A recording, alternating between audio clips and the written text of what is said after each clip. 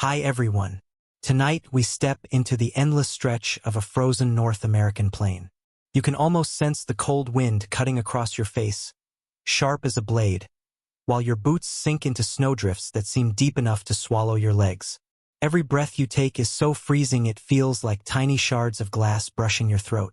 Standing in this harsh expanse of white and gray, you can't help but wonder how anyone managed to sleep out here without turning into a literal ice block by morning. Honestly, surviving a single night would be unlikely without some serious knowledge. So before you settle in, take a moment to like the video and subscribe, but only if you truly enjoy the content. And I'd like to hear where you're watching from, so share your location and local time in the comments. Now dim the lights. Your eyes adjust to the pale horizon where the snow touches the sky. The whole world feels muted beneath its heavy blanket. There's no traffic noise, no city glow. Only the steady scrape of wind sliding across the open ground. A faint line of smoke rises in the distance, standing out against the cold, and you feel compelled to move toward it.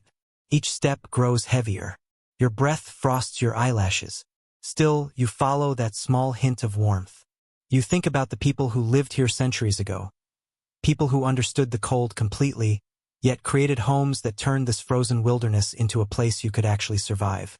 The snow presses around your boots, creaking like old timber with every step, and your ears sting from the biting wind.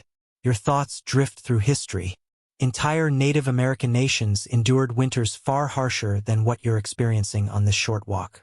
One often overlooked fact is how well-designed their shelters were. They weren't just simple tents but carefully constructed systems of hide, wood, and fire, refined through generations who couldn't afford mistakes. Historians note that buffalo hides, stitched together in thick layers, created a strong barrier against the wind, far more effective than the thin canvas Europeans brought later. It wasn't a small detail. It was survival. You pause and glance at the distant smoke, thinking of a more unusual detail. Some tribes coated the outer hides with mud or clay during severe storms, forming a shell that froze solid and acted like natural plaster. It sounds almost counterintuitive, adding moisture in freezing weather, but that hardened surface worked as insulation, similar to the effect of an early igloo wall. This kind of adaptation shows that creativity out here was not optional. It was essential. As you continue walking, the air feels thinner, or maybe it's just your chest tightening from the effort. The wind keeps pressing the same question. How do you last even one night in this? Scholars still debate whether these shelters alone stayed warm enough without steady communal fires. Some claim the tents were so drafty that people relied heavily on body heat, while others argue the angled walls, tight seams, and venting flaps made the design surprisingly effective. The truth is probably somewhere in between, a mix of engineering and shared endurance. Your mind drifts further, imagining your own body struggling for warmth if you had to stay here till morning. You'd shiver until you were exhausted, your teeth clacking like instruments, and eventually your muscles would start to fail. That's the reality of exposure. Without smart tools and design, the human body loses its battle with nature. And standing in this wide, silent landscape, you realize how remarkable it was that indigenous peoples not only survived but flourished here. Raising families, holding gatherings, celebrating life and dreaming, while the wind outside pushed relentlessly against their shelters. The smoke ahead grows thicker now, clearer, a sure sign of life in this frozen world. You picture a circle of tents rising from the snow, their pointed tops standing firm like reeds on an icy lake. Each one a symbol of endurance. Each one full of stories you can almost hear if you listen closely. You close your eyes. Picture yourself moving forward, your stiff boots crunching lightly in the snow, a dog barking somewhere behind you, a distant baby wrapped in fur letting out a soft cry. The land outside is unforgiving, yet inside those hide-covered shelters there is warmth, light, and a fragile sense of human determination. For a brief moment, you stand still, watching your breath rise in pale clouds. And you remind yourself that the first rule of surviving a winter night is simple: always walk toward the fire. The tents up ahead hold more to discover, but for now you focus on the idea that skilled hands, steady minds, and strong willpower have turned this difficult landscape into a place where people can lie down, close their eyes, and actually rest. You move closer, your boots sinking into gathered snow as the wind hums around you. The smoke above grows thicker, and soon a small settlement takes shape. Tents arranged in a circle, standing like guards on the open plain. Each one is firm, purposeful, its hide covering pulled tight around wooden poles that reach toward the sky. You feel as though the formation itself is calling out, "Come inside, traveler. Out there is no place to stay." Camps on winter plains weren't placed randomly. They were usually organized in circles, with openings positioned so harsh winds couldn't cut straight through. Historians note that this circular planning wasn't only spiritual, it was practical. Families could help shield one another, their structures bracing the storm together rather than standing as isolated, fragile shelters. As you walk deeper into the circle, you notice how snow has drifted high along the outer sides, forming a natural barrier that softens the cold inside. A small but clever detail comes to mind. In some winter camps, people even let snow collect around the base of the hides. Instead of clearing it constantly, they recognized that snow itself could work like insulation. These drifts formed their own protective walls, quieting the wind outside. It's a smart method, using what threatens you as something that can protect you. And you can almost imagine an elder smiling, explaining to a child that snow isn't always the enemy. Sometimes it helps. Still, researchers continue debating whether this was intentional planning or simply adaptation.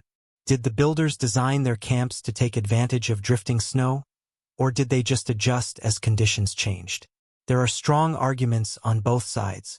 Some archaeologists say the patterns show purposeful engineering, while others argue the evidence isn't solid enough to prove deliberate design.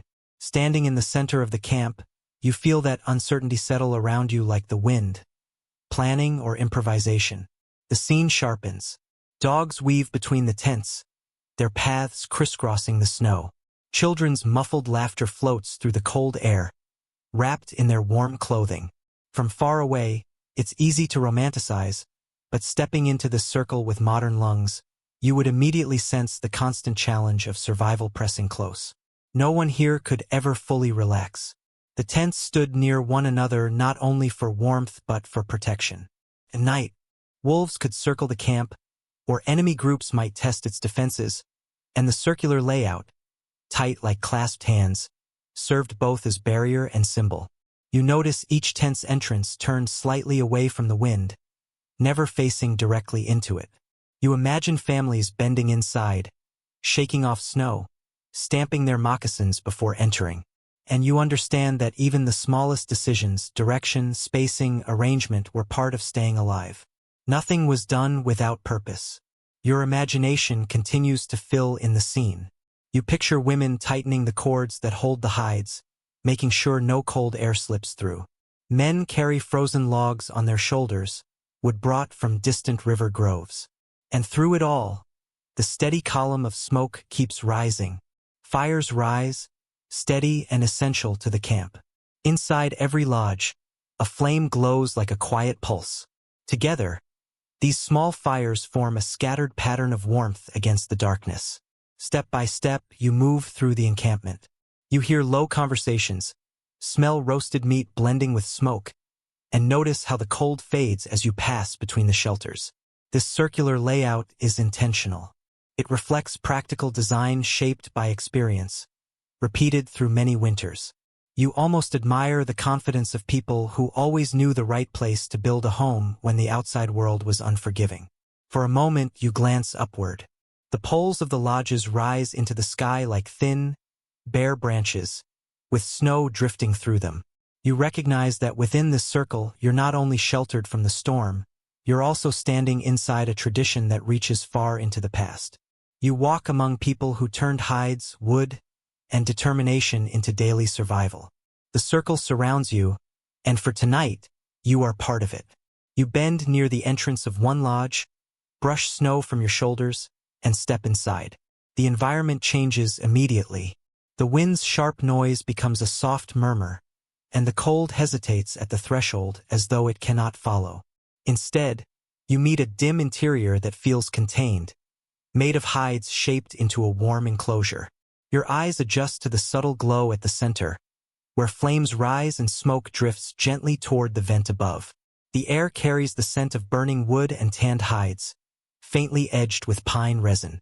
It clings to your hair and clothing, just as it must have stayed with those who lived here every day. There's a gentle texture beneath your feet, rush mats or furs spread over frozen ground so no one sits directly on the earth. You lower yourself, sensing how the layers soften sound, turning the harshness of the outside world into something distant and easier to accept. Most accounts describe this central fire as the core of every lodge, a constant necessity. It wasn't only for cooking, it was what made life possible. The fire provided heat, but it also managed moisture, drying hides and keeping bedding functional during long frozen months. Archaeologists have uncovered thick layers of burnt soil at old sites, signs of fires that burned for weeks or months without pause. Without that steady flame, the lodge would become damp, cold, and unfit for living. One small detail crosses your mind. Early European visitors often complained that the smoke inside these lodges irritated their eyes so much they struggled to breathe. Yet the families who lived here carried on with little trouble. Some researchers believe they simply adapted over time, their lungs conditioned by years of wood smoke. Others think careful positioning of the smoke openings, adjusted with each change of wind, improved ventilation more than outsiders realized. You imagine yourself blinking through a smoky haze while the people around you smile at your discomfort. It's an amusing contrast. You endure it while they function with ease. And still, there is debate. Anthropologists continue to discuss how well these smoke vents truly worked. Were they clever solutions shaped to match prevailing winds, or were they imperfect features that let in as much cold air as they released smoke? The evidence remains difficult to interpret. You tilt your head and look at the faint column of light where the smoke escapes, feeling the uncertainty of that long-standing question settle alongside the haze in the air. Even so, despite the sting in your eyes, you can't ignore the comfort of the space. Families sit close together. Children rest beneath fur blankets, their soft breaths joining the steady crackle of the fire. You hear a woman adjusting the hides at the entrance, pulling them tighter against another wind gust. A man tends the flames, stirring embers that drift upward into the dim roof. The air warms enough for your body to loosen. The cold still exists, but it's softened, controlled, held back by this careful refuge. Balance of fire and fur. Your senses start to guide you. The soft crack of sap burning in the logs. The faint movement of hides above you. The quiet exchange of voices you can't quite make out. You realize that for the people who lived this way, the lodge wasn't simply a shelter. It was a small world of its own, a space where the outside couldn't intrude. In the middle of endless storms, within this dim circle of warmth, life felt manageable. And maybe that's the lesson, you think, as your eyes settle on the fire. Survival here wasn't about conquering winter. It was about working with the season, shaping small pockets of comfort where you could shut your eyes, breathe through the smoke, and finally rest. You nestle deeper into the furs, eyelids growing heavy, and it becomes clear that this lodge, its shadows, its heat, and its steady flame, turns the harsh into something almost familiar. The longer you remain inside, the more your eyes adapt, and the glow of the fire sharpens the scene around you. You notice the walls, thick layers of buffalo hides stitched together and stretched across poles, heavy enough that the wind outside rattles them but rarely cuts through. When a stronger gust hits, the hides ripple slightly, yet they hold firm, like a fortress made of flesh and fiber instead of stone. Historians often point out that buffalo hides were central to the lives of plains peoples. They became clothing, food, tools, and here insulation. Every winter, whole communities prepared new hides, scraping and softening them until they could be sewn into large coverings. A single teepee might need up to 14 buffalo skins, stitched with sinew so tightly that even the seams acted as barriers against the cold. The result wasn't perfect, but it held warmth the way a modern down parka does today. You lean in, brushing your fingers along the inner wall. The hide feels cool at first, firm and much thicker than the materials used in modern tents. Its texture is rough where it hasn't been fully smoothed, but solid, and it reminds you of an interesting detail from old journals. In the harshest winters, some families doubled their coverings, placing extra hides over the outside like oversized blankets. Visitors wrote that the lodges looked uneven and bulky, but those added layers created a thermal shell, even if they made the structures harder to move when it was time to pack up. You imagine the lodges shifting across the plains like large buffalo when communities migrated. Still, scholars continue to debate just how draft-resistant these hide coverings truly were. Some argue that smoke-darkened hides stiffened and cracked over time, leaving small openings where cold air slipped in. Others respond that skilled women repaired them continually, replacing sections, patching tears, tightening cords, so the lodges stayed strong. The question remains, were these shelters warm by design, or did they require constant effort to keep the cold out? The fire shifts and you watch the way its light moves across the seams. The shadows reveal how carefully each piece is joined, an act of necessity, but also a form of craft. You picture women sewing by lamplight, sinew threads pulled tight with steady hands, children resting nearby as work continued late into the night. This wasn't decoration. It was survival sewn into every line. The soundscape inside deepens.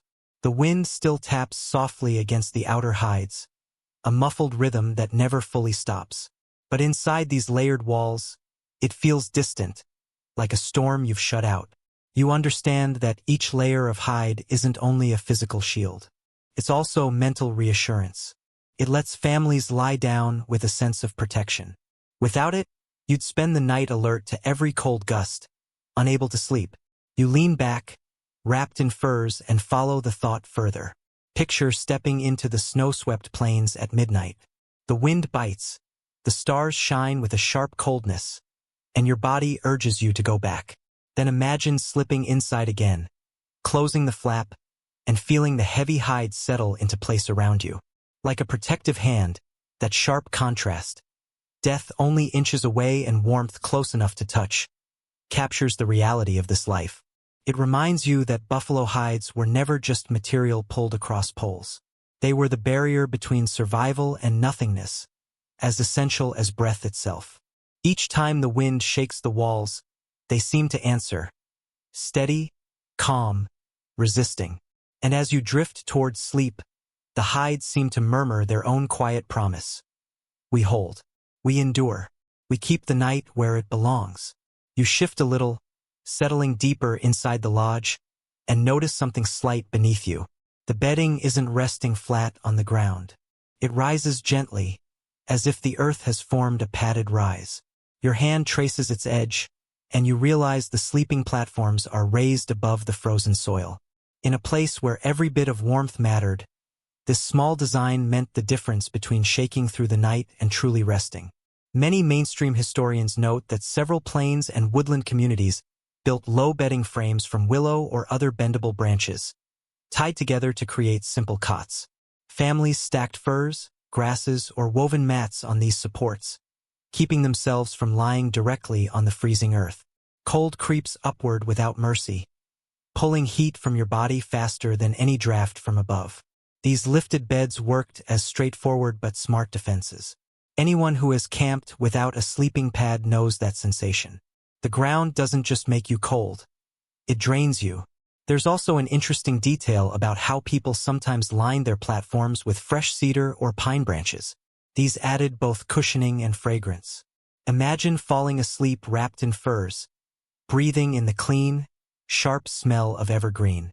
Some accounts even say the scent was viewed as protective, almost spiritual, keeping away sickness and unsettling dreams. A blend of practicality and belief. You want more than heat, you want a calm spirit as well. Yet scholars still debate how widespread these raised beds actually were. Were they standard features in winter lodges, or comforts available mostly to families with extra materials? Some anthropologists argue that only certain groups consistently built them, while others relied on thick layers of hides placed right on the ground. The evidence is unclear, and what remains, bits of wood, fragments of matting, doesn't always survive the centuries. So you sit here, unsure whether you're resting on a common style of bed or on something a bit rarer. Still, the feel of it is convincing. As you shift your weight, The woven frame moves slightly beneath you, creaking like an old chair. Firelight shimmers across the platform, outlining the thick furs stacked on top. You can almost picture a family curled up here together, children nestled between parents, a grandmother whispering softly, everyone close. Not only for warmth, but for comfort. Above them, smoke coils gently upward. Below them, the cold waits, unable to push through the simple ingenuity of willow poles and layered hides. Your senses draw you in even more. The fur beneath your hand is dense and soft, maybe wolf or bear, still holding a faint hint of its wild origins. The air is warm enough that your muscles loosen. The tension from the cold eases off your jaw. You listen to the fire's soft crackle, feel the warmth rising, and recognize how well everything works together. The hides surrounding you, the bedding beneath you, and you suspended between the two, protected from the ice outside. It's easy to forget how fragile this balance can be. If the bedding absorbs too much moisture, if the fire dies down, if the hides rip, the cold would reclaim the space instantly. But right now, in this winter lodge, the raised platform feels like a small seat of survival. It lifts you not only above the frozen ground, but above the constant fear of losing heat. And as you lean back, watching the fire's shifting glow, you understand the quiet lesson in these wooden frames. Sometimes the slightest lift, just a handspan above the earth, is what carries you through the longest, harshest nights. The weight of fur settles over you, heavy, real, and far from a modern blanket. It's a patchwork of pelts sewn together, each one carrying the warmth of an animal that once moved across these same plains. Bison, deer, elk, even fox. Layer after layer trapping air the way a modern sleeping bag might, only thicker and more rugged. The effect is immediate. The cold pulls back, chased from your skin, and you ease into a cocoon sturdy enough to mute the outside world. Historians note that winter bedding in native lodges was carefully crafted, not just a pile of hides thrown together. Women often stitched fur into detailed patchwork blankets, their needlework as thoughtful as the work used to build the lodge itself. These coverings were valuable possessions, often passed from one generation to the next, and they became as essential as the fire at the center of the home. Early explorers wrote about them with surprise. Heaps of fur dense enough that a person could disappear beneath them, warm even on nights when frost pressed into the bones. There's also an interesting detail here. Some tribes didn't rely only on fur, they added feathers. Goose down and duck feathers were packed into covers, creating bedding that was softer and lighter than the heavier hides. Imagine settling beneath a quilt filled with down, the feathers, shifting quietly as you move. It sounds almost luxurious, yet it came from practicality, not extravagance. Every piece had value. Nothing was wasted. Scholars still debate how common these feather-filled blankets really were. Some believe only certain woodland groups with steady access to waterfowl could make them regularly. Others argue that trade routes spread such bedding far across the continent, so even a lodge on the plains might hold a quilt thick with down. The records don't fully agree, and the evidence is incomplete. So you're left wondering, tucked under this imagined quilt, are you lying beneath an everyday comfort or the rare work of an especially resourceful family? Your senses drift as you imagine the texture. The fur against your skin is soft, warmed almost instantly by your body. Beneath it, the heavier pelts, perhaps buffalo, press down with the steady weight of a modern weighted blanket, grounding and solid. You breathe in the faint scent of smoke woven into every strand, a fragrance of survival that couldn't be washed out. Outside, wind hits the lodge walls. But here, under these layers, the world feels distant. It becomes clear these quilts weren't only practical. They were personal. A family's story was literally sewn into them. Hunts remembered, animals honored, scraps reused from years long past. Pulling one over yourself meant wrapping not only in warmth but in memory. The hides held whispers of plains crossed, rivers traveled, hunts completed. History detailed in materials meant to keep you alive. As the fire burns lower, you pull the covers tighter, listening to the softened sounds around you. Children shifting in sleep, a baby's quiet breath, someone stirring the embers with care. The fur absorbs the noise, the feathers soften it further. Soon you drift into a silence as deep as the quilts themselves. And that is the real wonder. These coverings weren't just barriers against the cold. They created a space soft enough and warm enough for dreams to form. They let families not only survive winter nights but truly rest, deeply enough to rise the next day, ready to face the harshness of the plains. The fire in the center snaps, sending a final burst of sparks upward, and you recognize how fragile this warmth really is. Without that heat, every fur, every hide, every feather loses its strength. The fire is the lifeline, and keeping it alive through long nights wasn't something left to chance. You imagine the rhythm inside the lodge during winter. Someone always awake, always tending the flames, because the fire couldn't care for itself. Mainstream historians often describe this as a shared responsibility. Within families or small groups, nighttime fire duty was shared. The responsibility rotated, sometimes casually, sometimes in a set order. Someone woke every couple of hours to add fuel, stir the coals, and make sure the smoke hole stayed open enough for proper ventilation. It wasn't appealing work. It required leaving warm bedding, squinting through smoke, and reaching for wood with hands stiff from cold. But it kept everyone safe. A fire that went out before morning could mean frostbitten skin at sunrise or, in severe cases, bodies too cold to move again. There's an almost charming detail you find in some frontier accounts. Children, eager to feel helpful, often ask to take a turn at the fire. Elders sometimes let them try under close supervision, teaching them how to nudge the embers, arrange the logs correctly, and keep the flames alive without filling the lodge with smoke. You can picture a child sitting proudly by the firelight, whispering to themselves that they were protecting the entire family. An unexpectedly warm reminder that survival was also a lesson in early responsibility. Still, historians continue to debate one basic question. How effective were these constant shifts? Could a fire truly maintain enough heat through the harshest nights? Some believe the hides and bedding did most of the insulating, with the fire mainly used for cooking and comfort. Others argue that without steady tending, cold would seep in steadily and relentlessly. The discussion remains unresolved, smoldering like the coals themselves, persistent and intriguing. Imagine one of those night shifts. You shift beneath your bedding, breath misting in the dim interior. Someone beside you, perhaps a parent, perhaps an older relative, rises quietly and walks to the hearth. The soft movement of logs is subtle but reassuring. Sparks brighten, shadows flicker against the lodge walls, and warmth slowly pushes back against the chill rising from the ground. You settle again, comforted by the knowledge that someone else is awake, keeping watch. That sense of vigilance becomes part of the lullaby. In scenes like this, the fire seems almost alive. It hisses when damp wood meets heat, roars when a fresh log catches, and settles into a soft glow when left too long. It can almost feel as if it protests when neglected and relaxes when fed. And like anything that lives, it relies on caretakers. The repeated motions, the stirring, the shifting of logs, the faint breath of smoke, create the quiet rhythm of winter nights. You lie back under your furs, letting the warmth seep into your bones. The flames, modest as they are, offer a sense of protection. And knowing someone will always rise to tend them lets you fall asleep without fear. On a landscape where one mistake could be deadly, that trust is more valuable than any blanket. You learn that survival inside the lodge wasn't passive endurance.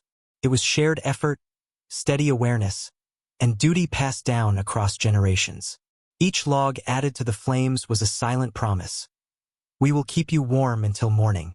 The fire glows steadily, but you notice something else happening.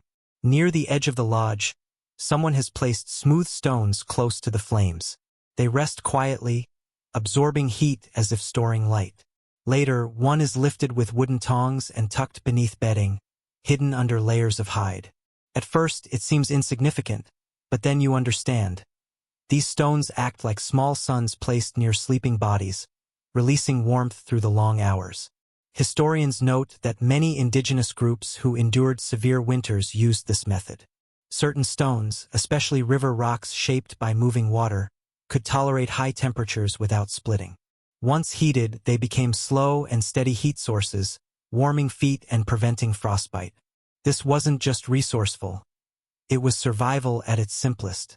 There was no need for metal stoves or coal. All you required was fire, stone, and patience. Glowing stones. Families often wrapped them in cloth or bark before placing them inside bedding. Children sometimes treated these warm rocks like companions, curling up with their stone dogs or fire babies, giggling as the heat seeped through the coverings. Picture drifting off to sleep with a heated stone resting near your feet. It may seem primitive, yet the idea isn't far from today's hot water bottles. Even so, archaeologists are still unsure how widespread this method truly was. With no written records, opinions differ. Did every winter lodge use heated stones? Or was it only possible when there was enough fuel to spare? Some researchers believe with scarcity limited the practice, while others argue that the need for warmth made it nearly universal. The debate keeps circling, never fully resolving. You imagine the stones being set into place, one at the foot of a bed, another beside a child's cradle, another under an elder's mat. Their warmth spreads steadily, seeping into furs, easing stiff joints, relaxing muscles braced against the cold. The glow can't be seen, but its effect is clear, a warmth that lingers long after the fire has dimmed. The sensory details come alive. The faint crackle when a hot stone meets damp fabric, the soft hiss of rising steam, the earthy scent released as stone and heat combine. You can almost feel the contrast. Cold air brushing your face while steady warmth gathers at your feet. This rhythm of hot and cold works in balance, gently nudging the body toward rest. In that moment, you recognize the ingenuity of these families. Nothing went unused, not even the stones scattered along riverbanks. Everything in their world, earth, animals, air, was part of their survival strategy. What looks like improvisation is actually deep knowledge, shaped through generations of experience. You settle into the image as though the stones were warming your own bedding, heat slowly rising through your body. The wind shakes the lodge, the fire has burned low, yet the warmth remains quiet and constant. It's enough to help you relax, enough to let your eyelids grow heavy. You can almost hear a voice from long ago reminding you. When the night grows long, even stones can be persuaded to keep you company. As the fire fades further, the stones continue to release their stored heat. And outside, another layer of protection is already at work. Picture the snow piled high around the lodge, like a white blanket placed there by nature itself. At first, it seems strange. Snow feels like the enemy, the sharp edge of winter. Yet here it becomes an ally. Packed tightly, the drifts press against the outer hides, sealing the base and blocking drafts while softening the wind's constant roar. Historians often note that many native communities didn't rush to clear snow away from their lodges. Instead, they let it gather naturally, sometimes even relying on it. The science is simple. Packed snow traps air, creating insulation. It's the same principle that makes igloos surprisingly warm despite being built from ice. By the coldest nights, the base of a teepee might look half buried. But those drifts weren't a threat. They acted as a protective wall. A charming detail appears in oral histories. Children sometimes dug into those snowbanks during the day, carving small tunnels and play caves. Parents might scold them for letting in cold air, but they also knew the snow itself wasn't dangerous when treated with care. The muted quiet inside those burrows could feel soothing, like being in a secret hideout. You can picture a child slipping back inside the lodge, cheeks flushed, hair dusted with frost, carrying that soft, muffled silence with them as if it were a prized discovery. Yet scholars still debate how intentional this use of snow truly was. Did families deliberately design their lodges to make the most of predictable drifts, choosing spots behind hills or near riverbanks? Or were they simply adapting to whatever winter provided? Some believe encampments were placed where drifting snow was reliable, while others argue the practice evolved more naturally, an adjustment made out of necessity rather than planning. Snow banks were formed more by circumstance than design. The discussion continues, just as the snow itself lingers long after the storms fade. Inside the lodge, the contrast is clear. The wind shakes the roof, yet near the floor the air is calm. The compact snow has become a barrier, pushing drafts upward before they manage to slip inside. Even the sound shifts. The storm's roar turns into a steady hum, more like distant surf than a direct threat. It feels unusual, almost calming, to realize that the same snow capable of trapping you is also what allows you to rest. You let your senses adjust to it. The softened silence, the steadier rhythm of your breathing, the odd comfort of knowing the walls are reinforced by nature. Snow transforms from hazard to insulation, from danger to support. You close your eyes and consider how resourceful the people here were. They refused to see only risk in their environment. They recognized allies where others might see only obstacles, allies that kept them safe through long, difficult nights. So while the wind cries above and the fire burns low, you feel the weight of snow against the lodge like a steadying touch. Outside it is harsh and unforgiving. But here, wrapped in hides and sheltered by snow, you find the possibility of rest. As the night deepens, though the fire dims and the hides remain firm, the true warmth comes from something more personal. You look around the lodge and see how closely everyone lies. Children tucked between parents, elders curled near grandchildren, dogs settled along the edges, bodies arranged into a shared field of heat as effective as any heavy blanket. Out here, warmth is communal. Survival depends on cooperation. Historians point out that sleeping together wasn't merely practical. It was essential. One body loses heat quickly, but several together create a small climate of their own. Families settled in tight groups, breathing together, their warmth circulating beneath thick hides. This pattern appears across many cultures, from Roman soldiers sharing a cloak to Arctic hunters crowded inside snow shelters, and in every case the method succeeds. Body heat was the most accessible and dependable energy source available. There is a small detail often mentioned in oral traditions. Children were sometimes placed between two adults not only for comfort but as living insulation. Parents joked that the little ones acted like warm stones, sending heat in both directions. Mornings brought quiet laughter as everyone noticed their hair sticking out wildly from being so close together. You can picture it. Sleepy grins, a grandmother smoothing a grandchild's tangled hair, the shared amusement that warmth could be practical and humorous at once. Still, researchers debate how common this arrangement truly was in winter lodges. Some descriptions mention large extended families, 3 generations or more, sleeping in a single space. Others claim that bigger groups divided into smaller households for privacy, even if it meant less collective warmth. The historical evidence is uneven, leaving room for interpretation. Was communal sleeping a universal norm or something used only in severe conditions? Did culture or climate determine who shared a sleeping space? You settle into the imagined scene. The soundscape is close and personal. Quiet breathing, the occasional snore, a child soothed by a soft hand. The warmth feels tangible, both physical and emotional. Creates a sense that no one faces the darkness alone. Even if the fire wanes or the hides shift, the circle of bodies offers protection no storm can fully penetrate. Your senses complete the picture. You feel fur against your cheek, the slow rise and fall of someone's chest beside you, the faint scent of skin warmed by smoke and rendered fat. It isn't elegant, but it is deeply human, just as survival often is. In this closeness, trust doesn't need to be spoken. Everyone relies on one another, and no one denies it. And as your eyes grow heavy, you understand that the warmth you feel isn't only heat. Connection. It's memory. It's the truth that survival is never solitary. It is shared breath, shared shelter, shared life. Nights. Out here in the endless snow, the warmth of a body beside you can mean the difference between freezing and waking to see another day. The fire burns steadily. Fur quilts hold tight. Yet your attention drifts to the smallest figures in the lodge. Babies. In a world this cold, where even adults risk frostbite in minutes, how did tiny bodies survive the night? You watch as a young mother lifts her infant from her side. The child is swaddled in layers of fur and moss, nestled in a cradle board that serves as more than just a carrier.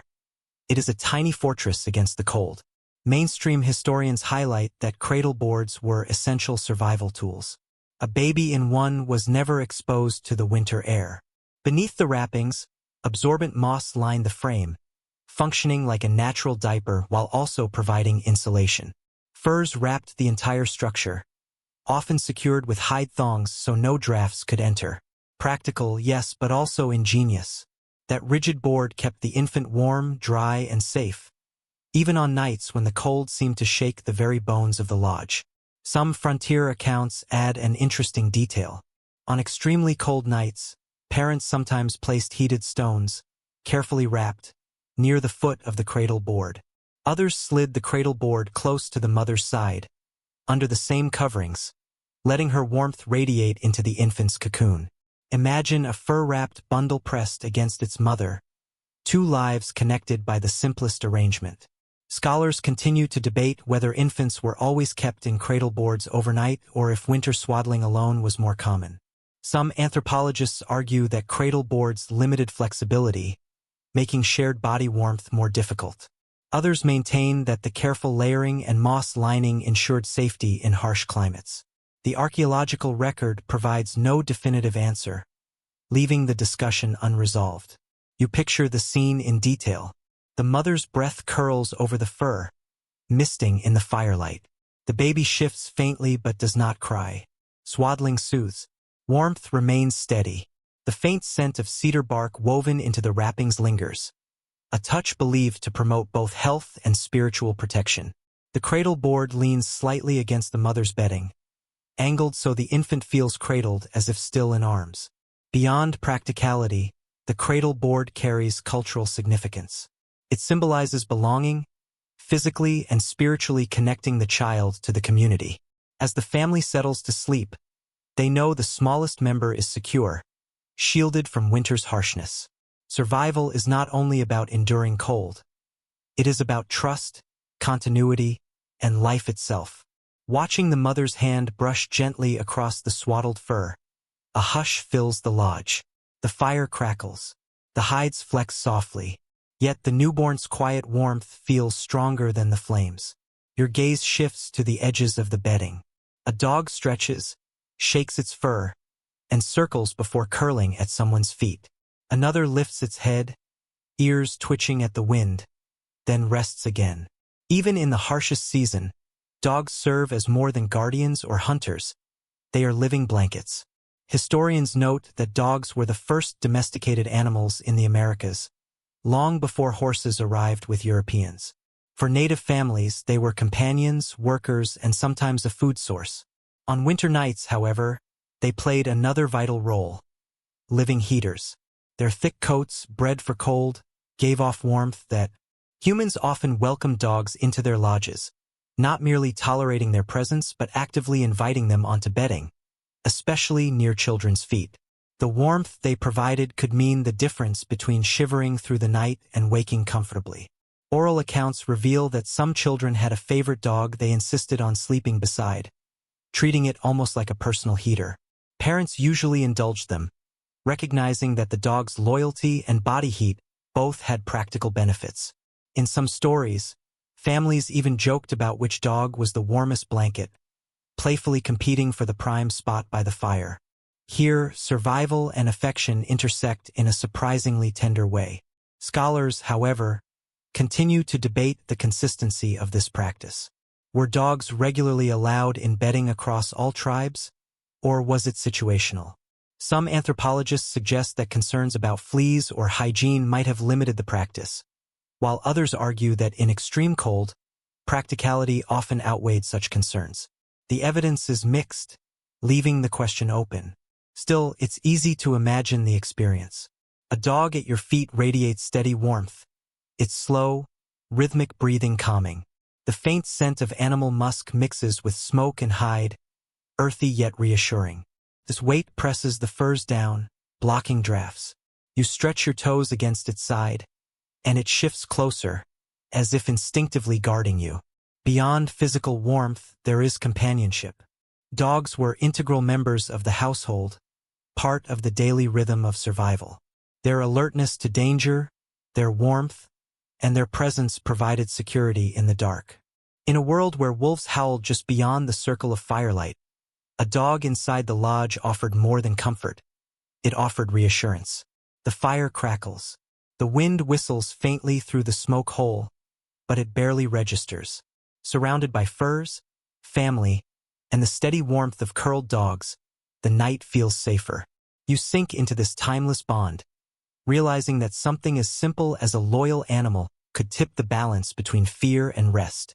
Survival here was not solitary. Even dogs helped carry it through the long, frozen night. As the dogs settle and the fire hums, your eyes drift upward. Smoke gathers above the flames, rising in a wavering column through the lodge's smoke hole. This opening is no accident. It's a careful compromise between warmth and ventilation. Without it, the lodge would fill with smoke. With it, cold air could creep in. Balancing these forces required constant attention, a skill honed through experience. Smoke holes were often adjustable. Flaps of hide could be tied open or closed, poles shifted to control the angle. Families became nighttime meteorologists, reading wind and adjusting vents so smoke escaped without inviting drafts. One can easily picture someone stirring at midnight, tugging a cord to tilt the flap, muttering as they managed both fire and frost. Oral traditions add a layer of wonder. Some stories describe spirits riding the smoke through the hole, carrying prayers skyward. Children whispered wishes into the haze, blending belief and play. To a child staring into the dark, the rising sparks could resemble a ladder for ancestors. Yet scholars continue to debate the effectiveness of these smoke holes. Some argue that openings in buffalo hide lodges let out too much heat, leaving interiors colder than memories suggest. Others maintain that careful angling and overlapping hides created a chimney effect, making them far more efficient than they appear at first glance. That drew smoke upward while limiting drafts. Archaeological evidence is sparse, so the debate remains unresolved. Much like the embers beneath you, you lie back watching the vent above. Cold air drifts along the edges, brushing your cheeks. Yet without that airflow, the smoke would irritate your lungs, blur your eyes, and make sleep impossible. The trade-off is unavoidable. Breathe easier and risk a chill, or seal the lodge tightly and suffocate slowly. The people who lived here didn't theorize, they adapted. They shifted hides as naturally as one might adjust a window. Your senses take in the details. Sparks glow faintly through the smoke hole, bright against the dark sky. The wind sometimes whistles through the gap, a soft flute-like note blending with the fire's hiss. The scent of wood smoke clings to your skin, sharp yet oddly comforting, a reminder that you are alive with each breath. You realize that the smoke hole is more than an architectural feature. It embodies compromise. Every winter lodge had this small, necessary vulnerability, an opening that could not be fully closed, but one that made life possible. Watching the sparks disappear into the night, you feel the quiet reassurance of this. Survival is not about perfection, but about living with small losses. Under fur quilts, warmed by fire and dogs curled at your feet, the wind suddenly rises.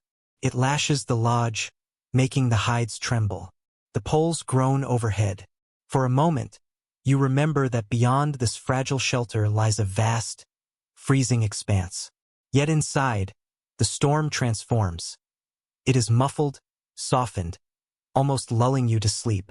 Historians note that the acoustics of hide-covered lodges created a unique soundscape. Wind that howled brutally outside became a gentle drum on the hides. The walls acted like giant drum skins, vibrating with each gust. Families huddled inside would hear the steady percussion, which many accounts describe as comforting. A sign that, despite winter's fury, the lodge held firm. There's a curious note in oral tradition. Children sometimes imagined the wind as a giant animal trying to enter their lodge. They laughed at the thumps and flutters, turning fear into play. Parents encouraged these stories, perhaps because they eased the terror of storms that could last days. You can picture a child giggling under the furs, whispering that the sky bear is scratching again. Yet scholars still debate how secure these lodges were against severe blizzards. Some argue that no matter how tightly hides were lashed, snow and wind inevitably seeped in, chilling the interior. Others suggest that with sufficient layering and constant care, The lodges could be remarkably resilient, keeping families surprisingly warm even in extreme conditions. Archaeology leaves only post holes and charred fire pits, so the discussion remains unresolved, like the sighing wind through the poles. The sensory experience is undeniable. Outside, the wind roars. Inside, it becomes a muted heartbeat against the walls. The fire cracks in response, adding its own rhythm. Together, storm and hearth create a lullaby of survival. You feel each gust's vibration through the floor, a low thrum traveling up your spine. Not frightening, but grounding. This is the music of winter life, unavoidable yet strangely reassuring. You breathe deeply, filling your lungs with smoke-tinged air, and notice how the sound changes your perception. Outside, it would be chaos. Inside, it is persistence. The lodge does not silence the storm. It transforms it into something bearable, even soothing. As your eyes grow heavy, you are grateful for the steady drumming. A reminder that the world beyond may rage, but inside these hides, you are cradled in rhythm. The wind slowly fades to a steady murmur, and with it, your other senses sharpen. You breathe in, and the night carries its own aroma. The scent of thick, sweet wood smoke mingles with warm leather near the fire, and strips of dried meat release a faint savory tang. These are the scents of winter survival, woven into the lodge itself. You can almost taste them, layered like the hides overhead. Historians often point out that smoke wasn't just a nuisance. Preserved food, meats, fish, even berries hung from the rafters where curling smoke dried them, kept rot away, and added flavor. The lodge became both home and smokehouse. The scent clung to everything: clothes, hair, bedding, even skin. For those inside, it was comfort, safety, food ready even when storms halted hunting. Early European visitors noted with curiosity that native lodges smelled so strongly of smoke and leather that they could taste it in their beards for weeks. Stepping outside after a night inside, the scent traveled with you. For villagers, however, it was ordinary, as natural as breathing. Scholars still debate whether constant exposure to wood smoke harmed lungs over generations or if people adapted. Some cite high mortality from respiratory illness as evidence of risk, while others argue resilience may have been greater than we assume. Without medical records, the question lingers in the haze above the embers. You close your eyes, letting the scent sink in. Smoke winds through your hair, rich and resinous. The hides give off an earthy musk, softened by age.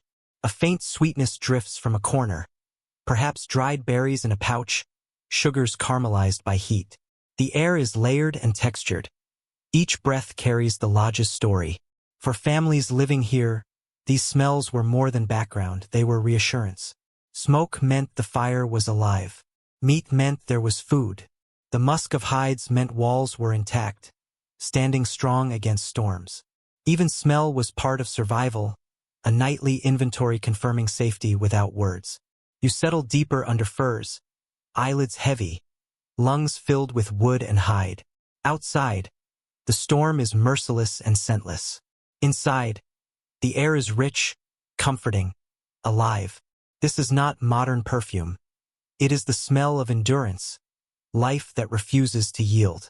As the night progresses, another layer emerges. Human voices. The lodge quiets, and an elder begins to speak. Words fall low and deliberate, rising and falling like embers. Children lean closer, eyes half closed but ears attentive. Stories fill the darkness as surely as warmth fills the furs. Historians emphasize that storytelling was central to winter life. Long nights, with work done and storms keeping families inside, became seasons of oral history. Myths, genealogies, hunting tales, and trickster stories passed from voice to ear, ensuring nothing important was lost. Survival was not only about warmth. It was about memory, identity, continuity. Without these tales, cold nights would swallow more than comfort. They would swallow meaning. A curious detail. Some tribes believed children slept more peacefully if the last words they heard were stories of heroes or animals. Mischievous creatures like coyote or raven made perfect bedtime company. Imagine drifting off as someone tells how ravens stole light from the sky, or coyote outsmarted stronger animals. Laughter mixes with yawns, and dreams continue where the story ends. Scholars still debate whether these tales were meant strictly for children or also served as lessons for the whole community. Either way, they were vital, keeping winter nights alive with history, humor, and life. Disguised as entertainment, winter stories served multiple purposes. Were they simply a way to pass the time, or were they carefully structured lessons?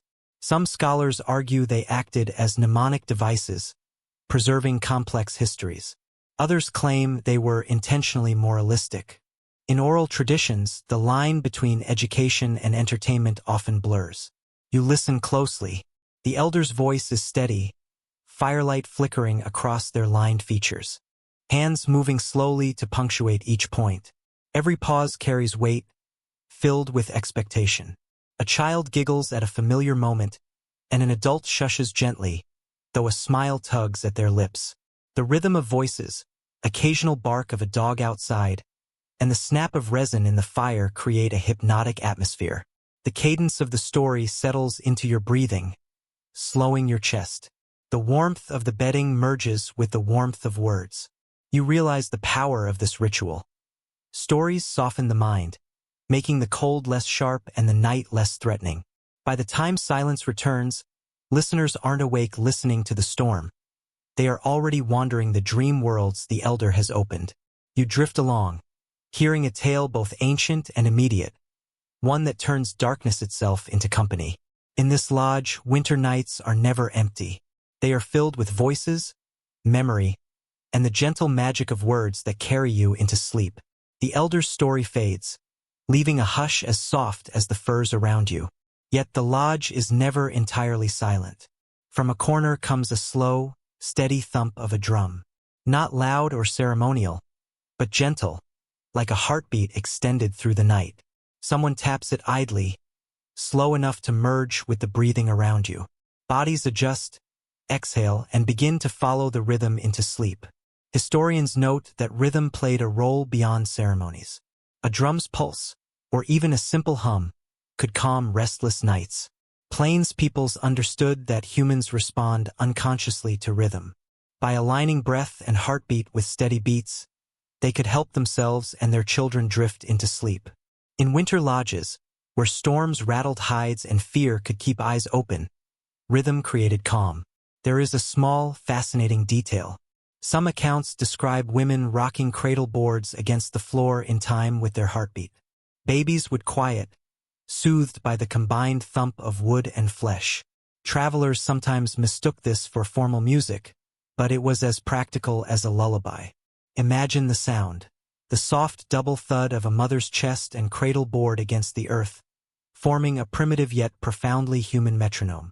Scholars still debate whether night drumming was common or occasional. Was it a nightly ritual in many lodges, or reserved for stormy evenings when sleep was difficult? Some ethnographers argue rhythm was central. Others suggest its prevalence is exaggerated in memory. Likely, the truth shifts like a drumbeat itself, sometimes steady, sometimes absent. You feel the vibration more than you hear it. Low, resonant, traveling through fur, hide, and bone. It blends with the fire's crack and the wind's faint moan at the smoke hole. Your chest begins to match it. Breath deepens, shoulders relax. The lodge breathes as one. A small community sinks into a beat as old as time. Your imagination stretches outward. Perhaps in another lodge nearby, another drum hums. Another family follows the rhythm. Across the camp, scattered fires and hides carry 100 small heartbeats in an invisible chorus. The storm rages outside, but inside, the night belongs to rhythm. A steady sound that softens fear. As your eyelids grow heavy, you realize this was part of survival too. Not just warmth and shelter, but sound. A heartbeat carried into wood. A reminder that life continues, steady and strong, even in the depth of winter. The drumbeat fades, replaced by the quiet shuffle of bodies beneath furs. The fire hums softly, and the dogs exhale in their sleep. Yet, even in the stillness of the lodge, An invisible structure governs where everyone rests. Looking around, you notice it isn't random. Men lie near the walls, where drafts creep in, their ears alert to sounds from outside. Women and children gather at the center, close to the warmth, protected in the safest space. This pattern, repeated through countless winters, is woven into survival itself. Historians note how gender roles extended even into sleeping arrangements. Among many Plains tribes, men occupied the outer positions not for comfort, but to face the cold and act as the first line of defense. Women, tending children and fires, stayed at the center, where the warmth gathered. The lodge's layout reflected life itself, roles complementing each other, sacrifices shared for the group's survival. Old accounts even mention men teasing each other about who snored the loudest, joking that it scared off evil spirits or prowling animals. Families might laugh at a warrior's booming snore, half in jest, half in reassurance. In a world where wolves howled outside, perhaps a loud snore did offer some protection. Anthropologists debate how strict these patterns were. Did every family follow them precisely, or did comfort sometimes take precedence? Evidence shows some flexibility. Elders could occupy the warmest spots, or a mother with a newborn might rest near the fire, regardless of gender. Others argue the arrangement was consistent, a nightly exercise of communal duty. The truth likely shifts with circumstance and memory. Visualize the scene. A man shifts near a draft under the hide, his breath misting in the cold, yet he remains half asleep, accustomed to the chill. At the center, a woman tightens a fur around two small children, her hand resting gently on their backs, offering reassurance. Near the fire, an elder stirs, adding a log to the embers with practiced ease. This arrangement is functional but also symbolic. The lodge mirrors society. Men face outward, ready for threats. Women face inward, protecting the future. Children occupy the core, surrounded by warmth. It is not only survival, it is a living philosophy, an expression of how these people understood themselves and their world. Your imagination then drifts to contrast this with modern bedrooms. Here, privacy dissolves into closeness. Every cough, shift, and sigh is shared. The scent of one body becomes the scent of all. In the lodge, individuality merges with collective responsibility. The intimacy extends beyond physical warmth. Whispers travel easily. Soft words pass as children doze. A husband leans toward his wife, murmuring something that makes her smile, even while pretending to sleep. Across the room, a grandmother hums, her voice blending with the crackle of the fire. The arrangement is not merely defensive. It is human, full of care, memory, and connection. Yet the question remains. Was this a strict rule or a flexible rhythm? Perhaps the pattern shifted night by night, storm by storm. Perhaps it was less a fixed rule and more a living rhythm, as natural and adaptable as breath itself. The evidence is unclear, leaving you with a sense of the scene but no certainty. You imagine the physical sensations of this arrangement. At the outer edge, the floor feels colder, and the hides flutter more with each gust of wind. Your shoulder brushes the taut wall, vibrating slightly with every strike of the storm. Moving toward the center, warmth thickens, layered by bodies as much as furs. The air here is richer, heavy with smoke and breath. Your muscles relax, and the chill at your extremities eases. The contrast is striking, a physical reminder of why this arrangement was important. Then the symbolism returns, tugging at your awareness. In the heart of the storm, this small circle draws its own map of the world. Its edges are guarded, its center cradles the future. Living this way is to sleep each night inside a story of who you are and what you owe. Every body position is a silent promise. I will protect you. I will keep you warm. I will see you safely to morning. Outside, the wind lashes, and wolves pace beyond the glow. But inside, the pattern persists night after night, generation after generation. Nestling deeper into your imagined place at the center, you feel immense comfort in this order. It is not confinement. It is a map of care, drawn by necessity, lit by fire, preserved in warmth. The drumbeat may fade, but the rhythm continues in the breathing of men at the edges, in women cradling children, in the steady rise and fall of warmth across the lodge. Together, they create a chorus of endurance, a living shield against the long winter night. As your eyelids grow heavy, you realize even sleep here is communal. Dreams are shared. To drift off in this circle is to trust that others will hold the edges of the world until morning. The lodge is quiet, the breathing even, the furs heavy with shared warmth. Yet beneath the calm, hunger often lingered, gnawing at bellies through long winters. Food was precious, and survival sometimes meant less than comfort. You shift under the coverings, imagination sliding into that reality, feeling your stomach twist and grumble, emptiness as sharp as the wind outside. Historians note that winter was particularly harsh for native families, especially on the plains. Summer hunts and autumn harvests stocked caches with dried meat, berries, corn, and squash, but deep snow often blocked hunting grounds and depleted stores. Starvation was common. Families learned to ration carefully, measuring portions to last until spring.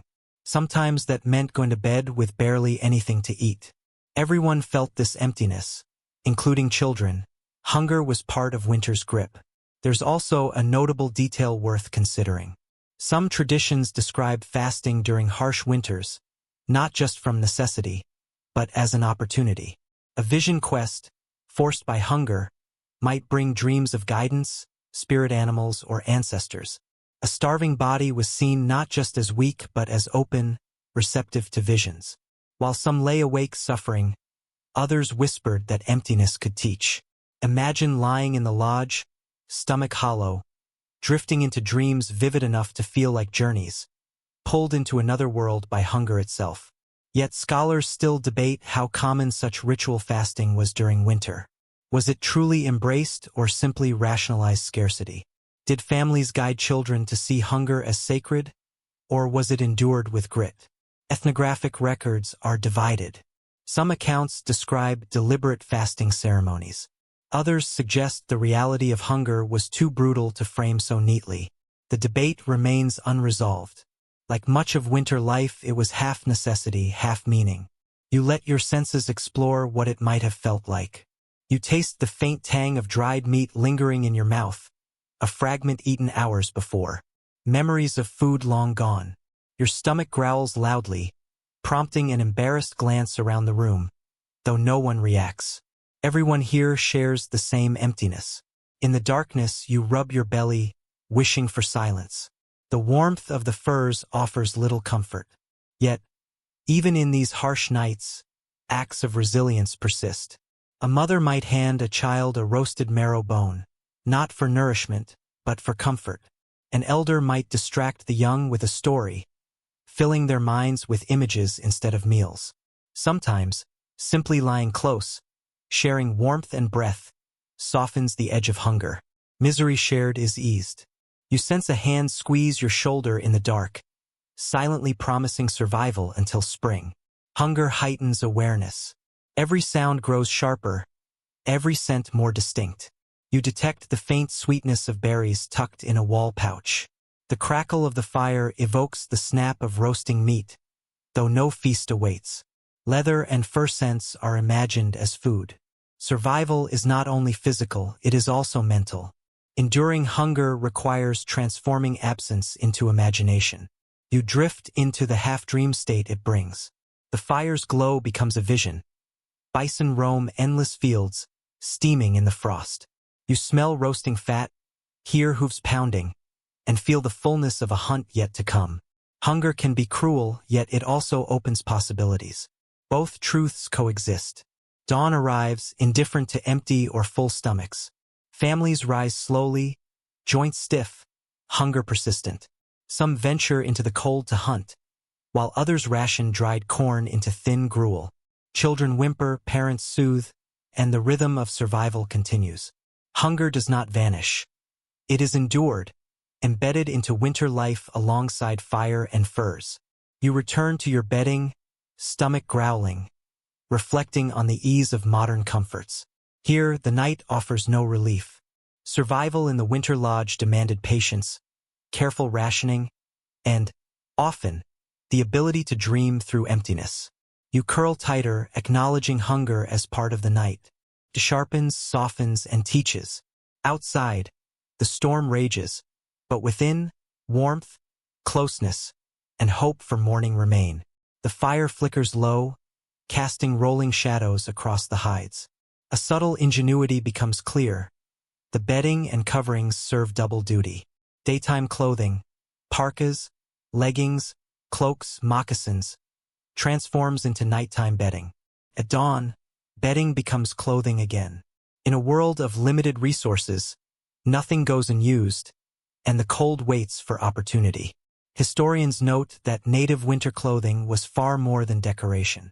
Fur-lined parkas, supple hide leggings, feathered cloaks, these were essential armor. At night, the same items were spread beneath sleepers as padding or pulled over bodies for warmth. A household would lay out layers like a patchwork mattress and cover it with heavier cloaks.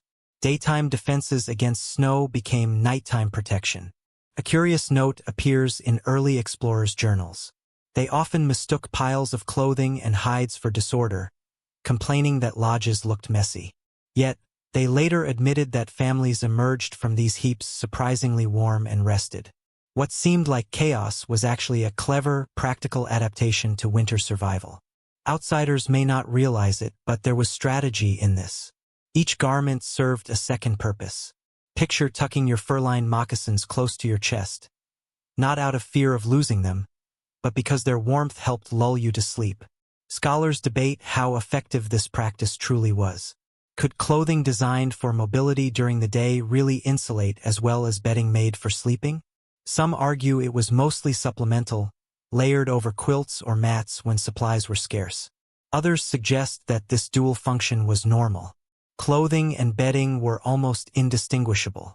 Archaeological evidence is fragmentary, scraps of fur, bits of stitching, leaving much to interpretation. But you can imagine the tactile reality. A soft parka, still carrying the faint musk of smoke and sweat from the day's work, serves as a cushion. A feathered cloak drapes over your shoulders, shafts crackling softly with each movement. Moccasins, warmed by the fire, rest against your feet, now slippers of the night. The lodge is filled with the scent of tanned hide and with smoke, earthy, familiar, comforting, wrapping you not just in warmth, but in the essence of daily life. The intimacy runs deeper. Families owned few garments, and each piece was precious.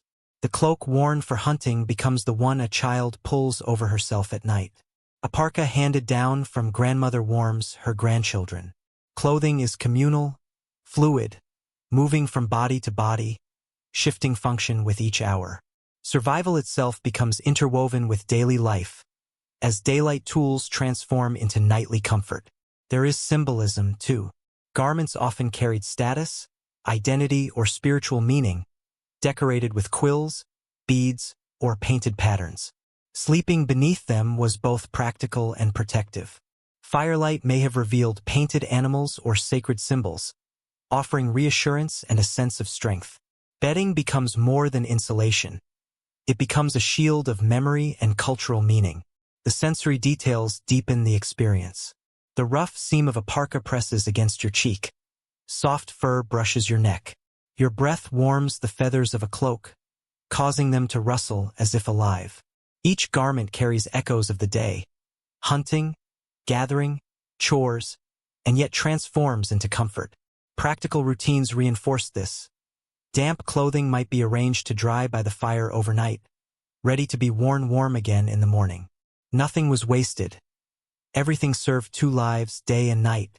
It becomes clear that survival was not just about creating new objects, but making the most of what already existed. A parka is more than a parka. It is a mattress, a quilt, a comfort for a child. A cloak is more than clothing. It is a shield for dreams. The ingenuity lies in blending life's necessities, refusing to separate day from night, labor from intimacy. Outside, storms rage, but inside, layers carry memory and meaning. You feel the weight of garments, smell smoke woven into their fibers, and recognize the cleverness of the system. Every object works together. As your eyelids grow heavy, a lesson from centuries of survival becomes clear. What protects you by day must follow you into night, guarding body and dreams alike. The night stretches on. While the lodge feels cocooned, not everyone sleeps deeply. Some rise to feed the fire or step outside. The flap stirs, cold air rushes in, and soft footsteps crunch through snow. These are the moonlit patrols, the quiet guardians who ensure the lodge endures until dawn. The fire burns within, but life in the camp continues beyond its glow. Historians note that men often took turns venturing into the darkness to ensure that ponies tethered nearby had not wandered off or been stolen. Horses were more than just transport, they were vital for survival. Without them, hunting or relocating the camp would be much harder. Storms could frighten them into bolting, and raiders might sneak close, hoping to cut them loose. So, while the rest slept, someone would wrap a cloak tightly, step into the bitter cold, and move silently among the herd. There's an interesting detail here. These patrols were not always solemn. Young men, restless under their furs, sometimes welcomed the excuse to escape the smoky lodge and spend time under the stars. They might sing softly, talk to the ponies as if they were children, or later joke that the horses were warmer company than the snoring uncle left behind. You can almost imagine a muffled chuckle as a young man leans against a shaggy pony, the animal's breath steaming in the frozen air. Scholars still debate how structured these patrols were. Were they carefully scheduled like military watches, or handled informally by whoever woke first? Some anthropologists argue that strict vigilance was essential in areas prone to raids. Others suggest that in smaller, safer camps, patrols could have been casual, an elder walking, a hunter restless before dawn. Evidence is fragmentary, leaving room to imagine both possibilities. Strict watches in some camps, quiet wanderings in others. Step outside in your imagination, following the patrol. The cold hits sharply after leaving the lodge's warmth. Your breath forms clouds in the night, and every sound seems amplified. The crunch of snow beneath your feet, the soft shuffle of horses, the distant crack of ice along the river. The moon hangs like a lantern, casting silver light across the plain. The snow sparkles like scattered shards of glass. It is beautiful, but also stark and unforgiving. You move among the ponies, their shaggy coats rippling as they shift, eyes reflecting the faint light, calm and watchful. You reach out, touch one's mane, and feel warmth beneath the frost. Their presence is comforting, a reminder that not all warmth comes from fire. You listen for wolves, raiders, or any hint of danger in the night. The stillness is vast, pressing, until even your heartbeat seems loud. Then you return to the lodge, the flap closing behind you, carrying the cold for a moment before warmth returns. The others stir slightly, but no one fully wakes. Your body aches from the brief exposure, but you know the patrol mattered. The camp breathes easier because you stepped outside. The sensory contrasts linger.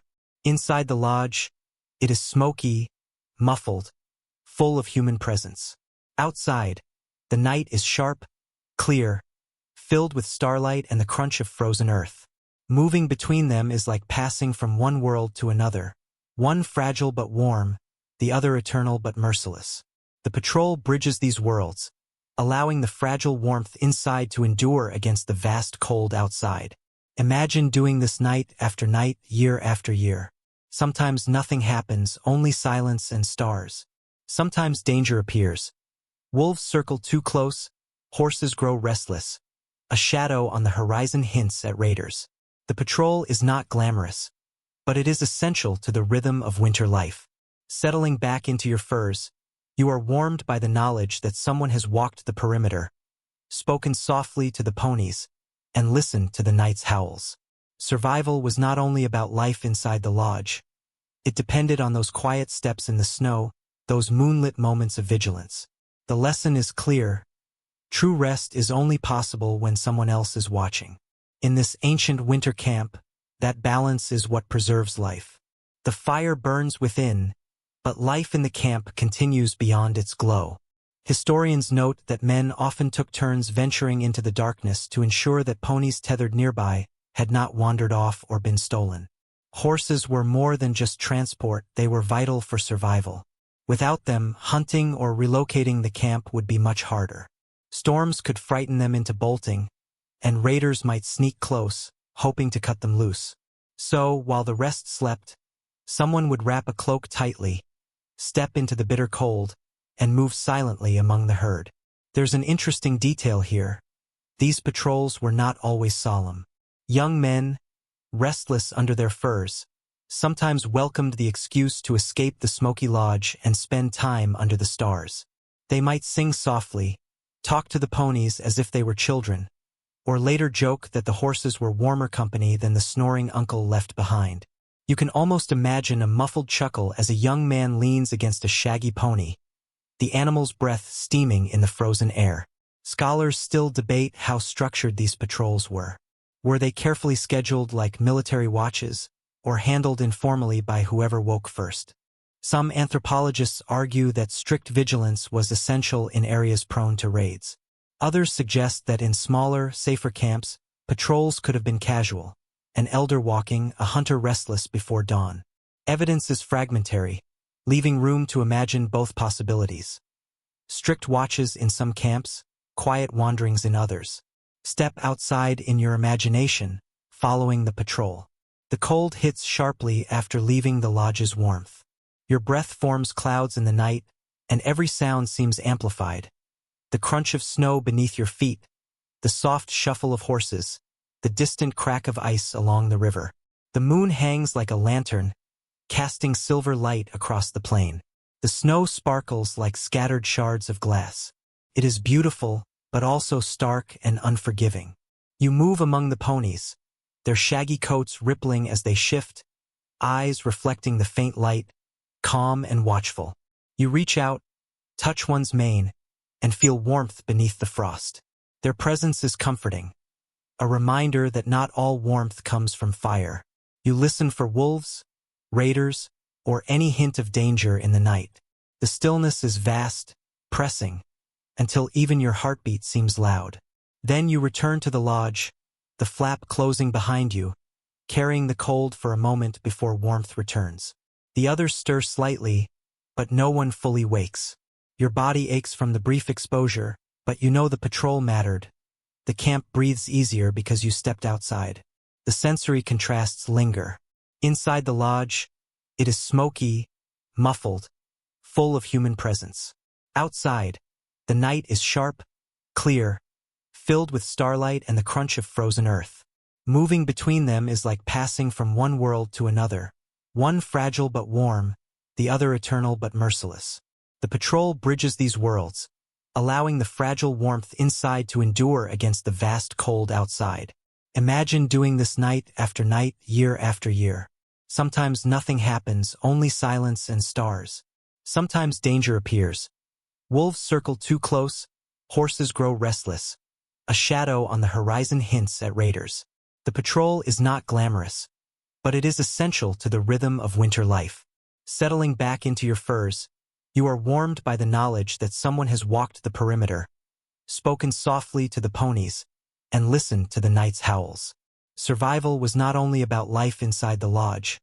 It depended on those quiet steps in the snow, those moonlit moments of vigilance. The lesson is clear.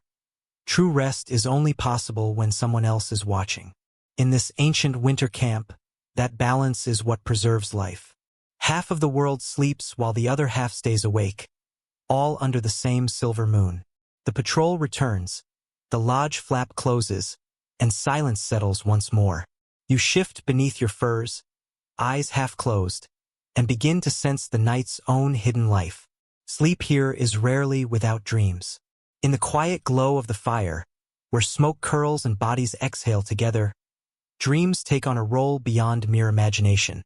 They become a part of survival. They are woven into daily life as tightly as the hides that make up the lodge. Historians note that dreams held deep significance among many native communities, especially during the long, endless winter nights.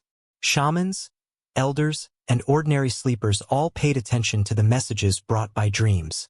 A dream could foretell a hunt, warn of illness, or offer guidance from the spirit world.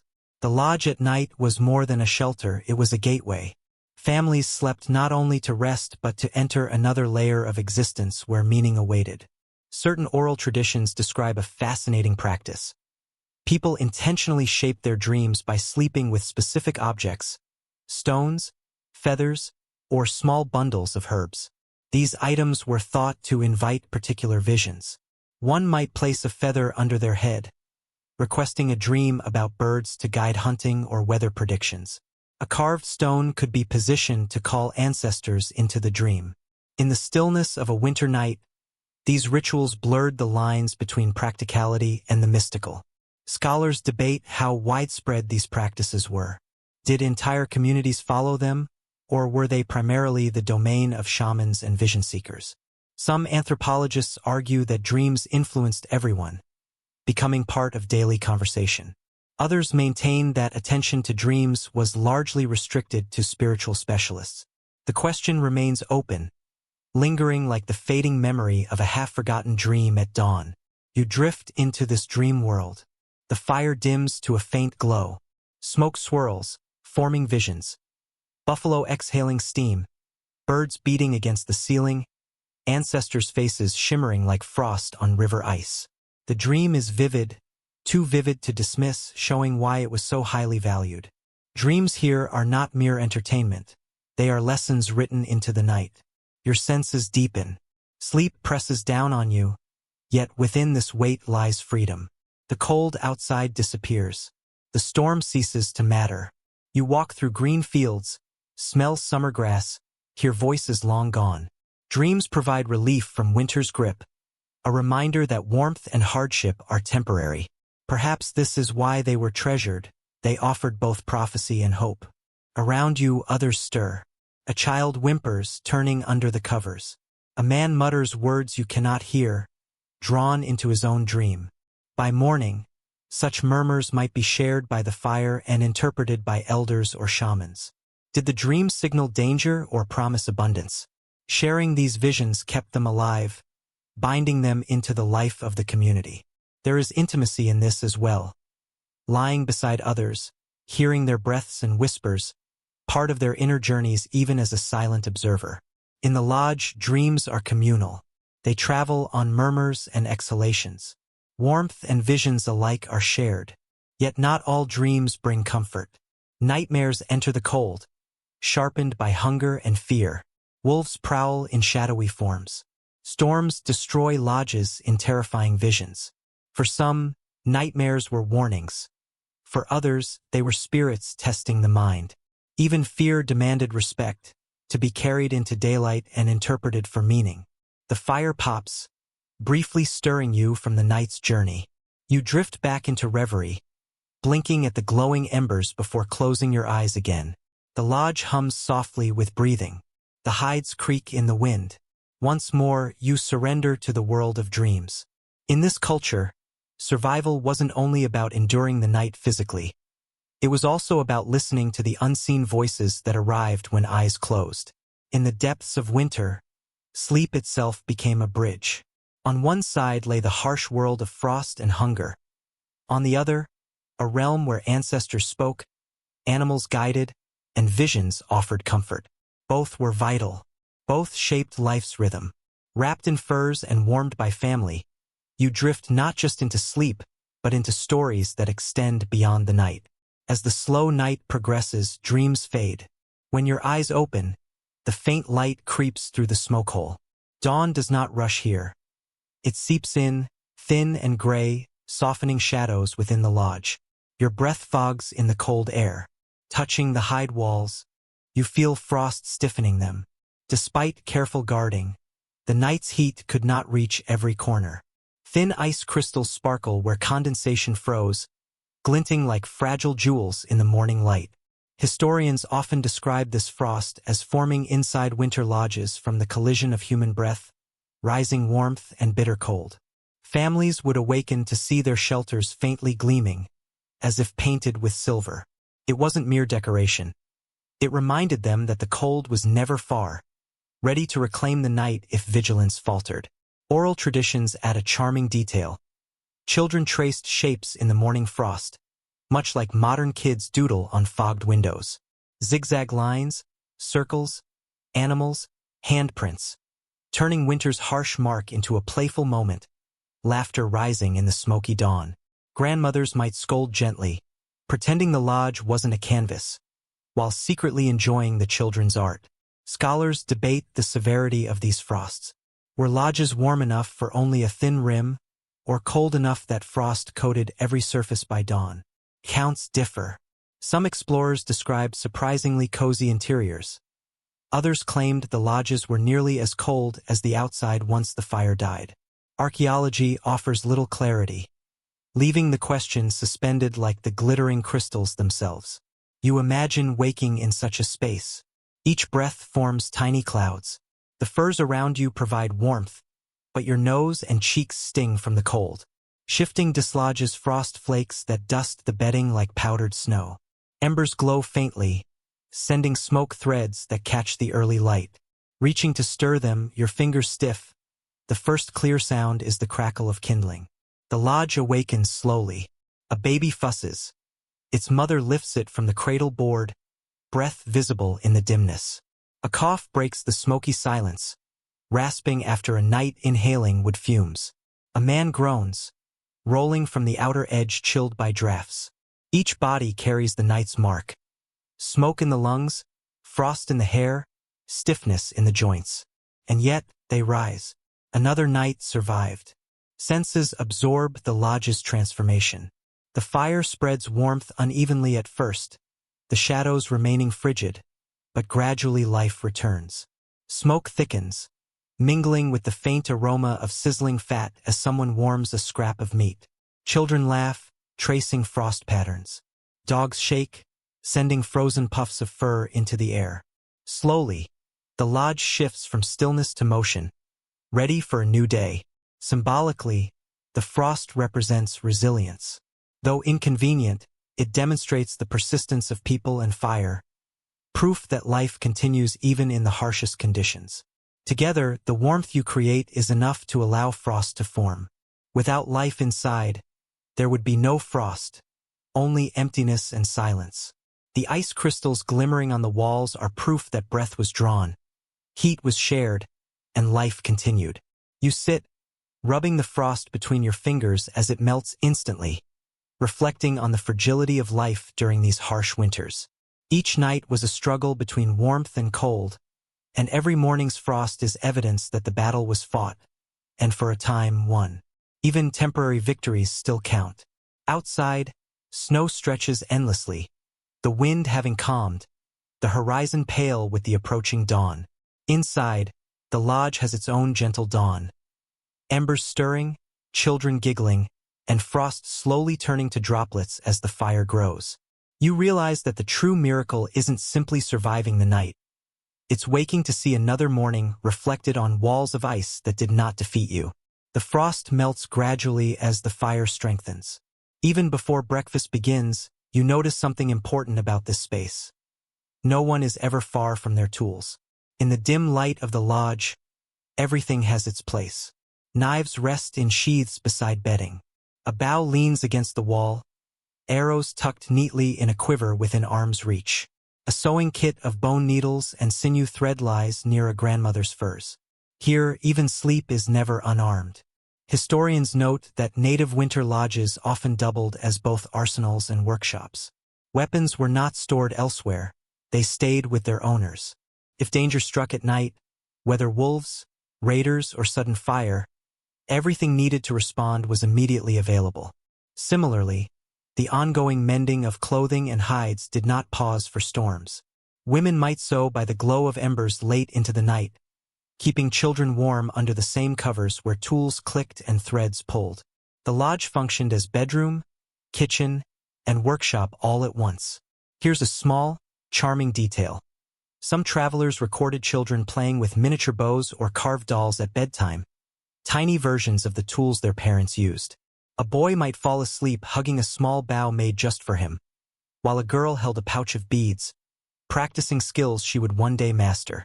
Even in sleep, the rhythm of daily life persisted in their dreams.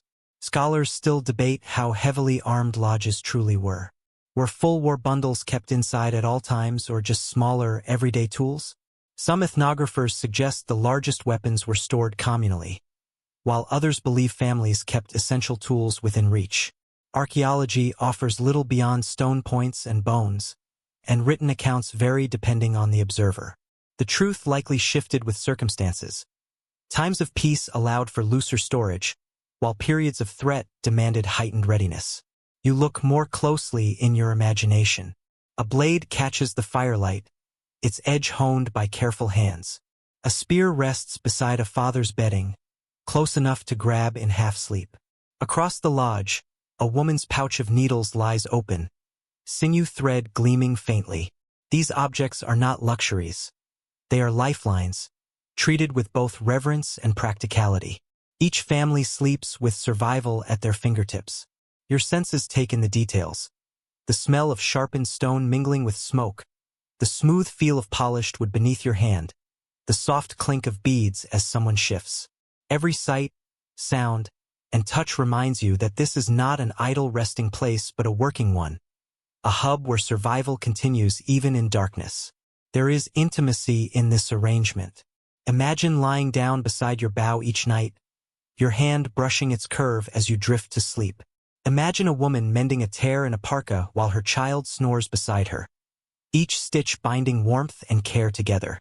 Here, tools are not merely objects, they are extensions of life itself. Cold instruments were part of daily life, woven into family routines, bedtime rituals, and even dreams. They carried meaning. Keeping a blade by your side at night acknowledged that danger was never far, but it also signaled readiness. A needle in your pouch meant continuity. That tomorrow you would wake, mend, and keep going. Tools near the bed were both practical and philosophical, a statement that life continues not just in comfort, but in action. Imagine dawn in this world. Rising slowly, everything you need is within reach. A knife to cut wood, a needle to patch hides, a bow for the day's hunt. No frantic searching, no wasted movement. Everything is arranged in the small space that sheltered you overnight. Efficiency arises not from minimalism, but from necessity. Even in rest, survival never lets go. Tools at your side are silent companions, dreaming with you, ready when the day begins. The lodge is not cluttered, it is prepared. Sleep and survival are inseparable. Yet not everything beside the bed speaks of survival. Some objects carry softer warmth. As the fire grows and morning nears, you notice two figures under a shared cloak. Their faces nearly touch, laughter muffled so the children remain asleep. Even amid ice and hunger, love finds its way into the lodge, offering a different kind of heat. Historians remind us that intimacy in winter life was essential. Couples shared not only work and food, but also body warmth. A shared cloak or layered parka was both blanket and bond. In the cramped lodge, affection was woven into survival itself. Companionship comforted, steadied, and sometimes distracted from the cold pressing in. Some oral traditions add a charming detail. Lovers whispered jokes or stories at night, stifling giggles so the household would sleep. Children might roll their eyes, grumbling about talkative parents. It became a playful game. Adults pretending secrecy while everyone knew what was happening beneath the furs. You can almost hear muffled chuckles and playful nudges, warmth turning into laughter even as snow raged outside. Scholars still debate the boundaries of intimacy in communal spaces. Did couples hide affection? Or was closeness accepted as natural in winter lodges? Some ethnographers claim modesty prevailed. Others argue privacy was a later outsider concept.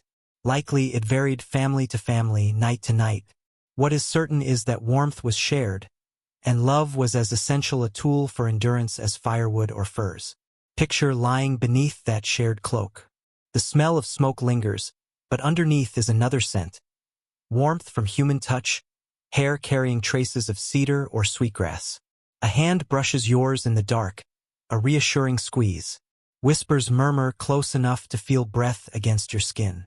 Cold presses at the edges, but at the core, a different fire glows. One of connection and affection deeper than necessity.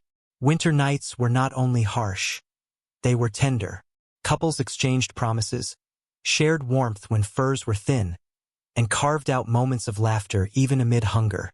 Intimacy was not solely about reproduction, though that mattered. It was about comfort, companionship, and emotional fuel to endure. A community that laughed and loved together at night woke stronger in the morning. Symbolically, just as fire needed tending, so too did relationships. Affection was another form of care, vital to the persistence of life. Embers stirred softly with whispers, guarded beneath shared blankets.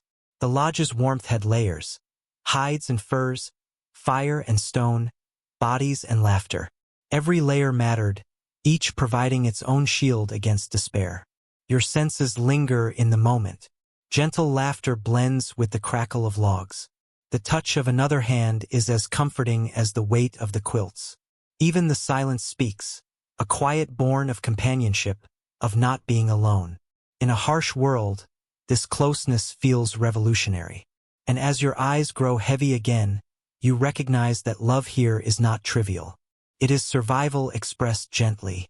It warms the body, yes, but also strengthens the heart. It grants courage to face hunger, storms, and long nights. Beneath shared cloaks, whispered words, and secret smiles, people endured not only out of necessity, but out of care for one another. Laughter softens, merging into the steady rhythm of sleep, and for a time the lodge is only breathing and firelight. Yet beneath comfort lies the awareness that winters could surpass memory's harshest recollection. Generations endured seasons designed to push human endurance to its limits. You shift under the bedding, imagining relentless storms, snowdrifts swallowing entire lodges, and air sharper than bone. Historians often point to the 17th and 18th centuries, when North America experienced what we now call the Little Ice Age. During these decades, winters deepened and the cold bit harder. For native communities already skilled in adaptation, this required doubling efforts. More hides stitched, fires tended, food dried and rationed. Families spoke of winters so fierce that rivers froze to their beds, and bison wandered farther south than anyone remembered. Surviving such years was not merely impressive. It was extraordinary. A curious detail survives through oral memory. Some communities told children that frost was alive, a playful spirit pressing icy fingers against lodges to test for weakness. Elders would scold children who left the entrance flap open, warning that frost man might slip inside and nip their toes. What seems like superstition was practical instruction. Close the flap, guard the warmth, or invite the cold in. You can picture a child squealing as an elder tapped their foot, laughing that frost man had found them. Scholars still debate how severe the Little Ice Age truly was for native populations. Did it drastically increase mortality, or did traditional knowledge shield communities from its worst effects? Some records suggest widespread famine, while oral histories reveal resilience, with cultural practices capable of softening even the harshest winters. The question remains unresolved, echoing like a storm's lingering howl. You immerse yourself in the sensory details of such seasons. Inside the lodge, the air chills despite the fire, breath misting near the flames. Hides stiffen with frost at night, faintly crackling when touched. Smoke clings to clothing, as fires must burn larger and longer. Food stores dwindle faster, forcing families to chew tougher dried meat, stretch meals with thin broths, and endure hunger with clenched jaws. Sleep grows lighter, interrupted by shivers and the creak of snow-laden hides. Yet, even in these winters, life persisted. Families wrapped furs tighter, pressed closer, and waited. The community itself became insulation. Elders recounted stories not only for comfort but to remind the young that storms had been survived before and could be again. Memory was a fire warming spirits against despair. You also notice how the outside pressed inward. Horses grew lean, dogs foraged desperately, and hunting became more dangerous. Snow, taller than a man, buried trails and river crossings. Yet the lodges still stood, their dark hides set against the snow, smoke rising into the cold like an act of quiet defiance. Every family inside embodied a decision, a soft promise. We will endure this night. We will endure this winter. The symbolism grows sharper the longer you reflect. The Little Ice Age becomes more than a historical climate shift. It turns into a testing ground that shaped resilience and creativity. Each generation passed down not only accounts of hardship but also the methods that succeeded. Packing snow against the lodge walls, stitching hides more tightly, rationing food with greater care. Difficulty became heritage, and survival became a practiced tradition. Your senses lean into the lesson. You hear storms shaking the lodge poles like rattling bones. You feel cold biting through layered furs. You taste thin broth, heavy with smoke, stretched into meals from whatever scraps remained. And still, you sense the warmth of a family gathered close. Laughter pushing its way through hunger. Stories keeping despair from settling in. As you rest again, eyelids heavy, you understand that the true miracle is not only that people lived through the harshest winters history offered. The miracle is that they carried forward memory, humor, love, and identity. The lodge became more than a barrier against the cold. It became a vessel safeguarding culture through the frost. In this way, every bitter season added another layer of strength to the narrative. And that story folds around you like an extra quilt, reminding you that no matter how severe the storm, warmth can be found when hearts remain close. The memory of harsher winters lingers. But as the fire burns steadily, another thought emerges. Not every winter dwelling looked the same. The teepee of the plains, tall and conical, was only one form of survival. Move east into the forests and you would find wigwams, rounded shelters made of saplings and bark. Travel farther north and snow lodges or semi-underground homes appear. Each structure met winter in its own way, each revealing how indigenous peoples adapted to cold that refused to ease. Historians often emphasize these differences. On the plains, buffalo hide teepees were light and mobile, designed to follow migrating herds. In the northeastern woodlands, wigwams provided stronger insulation. Their curved frames held heat more effectively, covered with bark and reed mats. In the far north, partially dug-out lodges used the earth itself for insulation, keeping families warmer beneath sod or snow-packed walls. Geography shaped architecture, and architecture shaped survival. Here's a small detail that might make you smile. Some early European visitors to Algonquian wigwams remarked that they were so warm and close-knit that a person might sweat even while snow piled outside. One observer claimed he had to step into the storm just to cool off. Imagine that. Complaining about heat during a blizzard, your breath clouding as you seek relief in weather others barely endured. It's a reminder that comfort is relative, and indigenous builders were remarkably skilled at turning available materials into more than sufficient shelter. Still, scholars debate which designs were most effective. Did the mobility of the teepee sacrifice too much warmth compared to sturdier wigwams? Were semi-subterranean lodges more efficient but far less portable? Some anthropologists insist that environment decided everything, that no single design was superior, only perfectly adapted to its place. Others argue that cultural practices influenced these choices as much as practical needs. Now you imagine walking through this diversity. Enter a wigwam and feel the rounded roof pressing warm air downward, holding heat close to the ground. Bark panels creak softly under snow, yet inside the space glows with steady warmth as smoke escapes through the opening above. Step outside and into a teepee, where the steeper walls guide smoke upward more easily, creating a lighter, more open atmosphere while still offering protection. Then you imagine yourself descending into a semi-subterranean lodge where packed earth walls block the wind completely, leaving you in a quiet, steady warmth that feels almost hidden away, like resting inside the ground itself. Your senses drift further inward. The wigwam carries the scent of cedar bark and moist soil. Its reed-woven mats still hold a faint sweetness. The teepee keeps the familiar musk of animal hides, with smoke rising in a slow ribbon from its peak. The semi-subterranean lodge is quieter than both. Its air dense and unmoving, with a hint of soil blending with the resin of the fire. Each shelter provides its own kind of cocoon, its own way of saying, "You are protected here for the night." And yet, the deeper symbolism connects them all. Whether domed, peaked, or partly buried, each structure reflects how people read their surroundings as if studying a text. Trees became bark and beams. Buffalo became coverings. The earth became walls.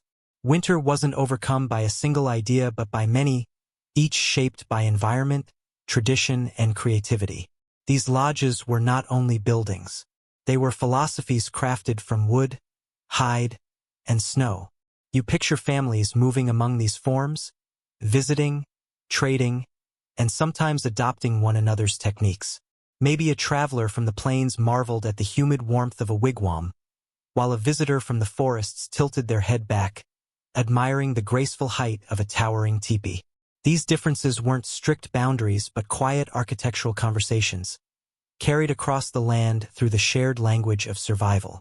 So you recline again in your imagined lodge, wrapped in hides, while your thoughts wander through domes, dugouts, and earth-lined walls, each design distinct, yet all responding to the same relentless question. How do you sleep through a night so cold it could kill you? The answers, you realize, are as diverse as the landscapes themselves, yet all rooted in the same unwavering will to live. The fire grows brighter now, its smoke twisting gently upward. As you sink deeper into reflection, you recall how these lodges may have appeared to early outsiders. The first Europeans who stumbled into winter villages expecting hardship, only to find warmth instead. Their records frequently show surprise, even disbelief, that communities without stone houses or chimneys could face blizzards in such comfort. To those unfamiliar with these structures, the interiors seemed impossibly effective, almost unreal. Historians note that journals from 17th and 18th century missionaries and explorers often contain such astonishment. Men wrapped in heavy wool would enter teepees or wigwams shivering, only to find the inside far warmer than their own drafty cabins. Some even admitted that native lodges performed better than European shelters of the same period. Smoke flowed more cleanly, heat gathered more efficiently, and the spaces felt more welcoming. You can almost imagine an officer stamping snow from his boots, muttering that his own soldiers froze each night in poorly built forts, while the people he called savages slept comfortably. And then comes an amusing detail. One French missionary wrote that his hosts urged him to shed layer after layer of his thick European clothing because he was sweating heavily inside the lodge. He noted how the family laughed, amused that the visitor struggled with something as simple as warmth. The irony is clear. A foreigner humbled not by bitter cold, but by too much heat in a place he had assumed harsh and unlivable. Still, scholars debate how accurate these reports are. Were Europeans overstating their experiences to romanticize what they called the noble savage, or were they minimizing discomfort to emphasize their own endurance? Some suggest the accounts were shaped by cultural bias, while others view them as genuine surprise. The truth is complicated, as it often is when cultures meet, mixing admiration, misunderstanding, and condescension. You let the scene sharpen in your mind. A traveler bursts inside, face raw from wind, cloak stiff with snow. He blinks in the dim, smoky light, eyes watering from the cold. Around him, families sit calmly, children drifting to sleep in warm furs, dogs dozing quietly. The contrast hits him instantly. His body trembles from exposure, while there's rests in steady, gathered heat. He tries not to tremble, tries to hold onto some dignity. Yet the relief rushing through him is so sudden he almost cries. It's worth imagining what it must have felt like to realize that staying alive here wasn't luck. It was skill. The shift in sensations is immediate. Outside, the snow blinds you. The wind tears at your clothes, and every breath feels sharp. Inside, the fire crackles, hides soften the noise, and a deep warmth seeps steadily into your body. The resin, meat, and leather create a dense, earthy scent, alive and comforting, strikingly different from the cold, sterile air outside, especially to someone used to stone buildings that never quite kept the drafts out. To an outsider, this lodge would have seemed like an entirely different world. There's symbolism here as well. Entering a native lodge as an outsider meant stepping into a worldview unfamiliar to Europeans. Warmth didn't rely on heavy stone walls or iron stoves, but on a balance of hides, wood, snow, and shared presence. The efficiency of the space came not from wealth or advanced tools, but from a deep understanding of the land. To Europeans, who valued permanence and monumental structures, these flexible, portable, and seemingly simple shelters felt strange. Many underestimated them, until the cold reminded them of their own limits. There's also the quiet discomfort of being proven wrong. Many Europeans believed in their own cultural superiority, yet soon found themselves learning survival skills from people they had dismissed. Some adopted local methods, insulating with furs, banking snow, tending fires in rotation. Others refused to adapt, insisting their own ways were superior, even as their men froze. The tension between stubborn pride and practical adaptation must have repeated itself countless times under those harsh conditions. You can picture the scenes that followed. A missionary sits near a smoky fire, writing in his journal about what he calls the laziness of those resting in the warmth, even though he still feels the sting of frostbite on his face. A soldier sketches a teepee, convinced it's inferior to a wooden cabin, while his thawing feet quietly contradict him. Such accounts reveal as much about the outsider's assumptions as they do about the lives of the people who lived here. But through all these contradictions, one truth stands out. The people of this land had mastered the art of making even the harshest environment livable. Outsiders might misjudge them, debate their methods, or mock what they didn't understand, but they couldn't deny what they felt upon stepping inside: warmth, safety, survival. Your senses settle once more into that comfort. You hear the fire pop, children laughing at the visitor's awkwardness, and the soft movement of hides as a woman adjusts her work. The storm outside becomes a faint murmur. For a moment, you experience both viewpoints, the outsider's awe and the steady confidence of those who belong here. And as you sink deeper into your bedding, you realize that survival wasn't only about resisting the cold. It was about transforming necessity into comfort, making the difficult feel ordinary. What outsiders saw as remarkable, the people inside recognized simply as daily life. And that quiet difference may be the most meaningful lesson of all. The outsider's amazement lingers in your thoughts, but your mind shifts to the unresolved questions about these lodges themselves. You've spent the night surrounded by hides, fire, and shared breath, imagining how this warmth could persist. Yet not every aspect is fully understood. Scholars still debate how effective these shelters truly were. Did they keep families comfortable during the worst storms? Or were they drafty, smoky spaces that required constant maintenance? The evidence is as unclear as the smoke drifting upward. Historians describe one perspective. Buffalo hide teepees, carefully sewn and positioned, could hold surprising heat. Families slept close together, fires were tended constantly, and hides were patched or doubled when needed. Oral traditions portray them as practical, efficient, and refined over centuries of experience. But the archaeological record complicates the picture. Post holes and burnt ground confirm fires, but they don't always reveal how thick the coverings were or how well smoke vents worked. Some skeptics argue these lodges may not have been as comfortable as memory claims. Then comes an unusual detail found in old missionary accounts. Some visitors noted that when a lodge grew crowded, condensation gathered on the ceiling and dripped down, leaving bedding damp. One priest even wrote that he woke to icicles hanging from the inner poles. Was he adding drama or reporting honestly? Families themselves probably handled such issues with practiced skill, adjusting flaps, moving bedding, drying hides near the fire, but the picture of waking beneath indoor icicles is striking enough to stay with you. The debates continue. Some anthropologists argue that hides lose their insulating power as they age, becoming stiff or cracked and letting in drafts. Others say steady upkeep kept lodges surprisingly tight, with women tightening seams and adding fresh skins when needed. Still others point to the effect of shared body heat, suggesting that warmth relied more on people than on structure. Was the lodge warm on its own, or did the people inside create most of the heat? The line between shelter and community blurs, leaving researchers pursuing an answer that may never be exact. You let yourself sink into the question as if solving a puzzle. Picture yourself measuring warmth at different spots, close to the fire, near the walls, under the bedding. Near the flames, heat tingles your skin. A few steps back, your breath clouds the air. By the walls, faint drafts brush your shoulders. Yet under the firs at the lodge's center, heat gathers thick and steady. Maybe the truth is layered like this, not fully warm, not fully cold, but shifting, where comfort depended on position, upkeep, and attention. Your senses sharpen as you imagine it. The fire warms your face while a light chill touches your back with each gust of wind against the hide.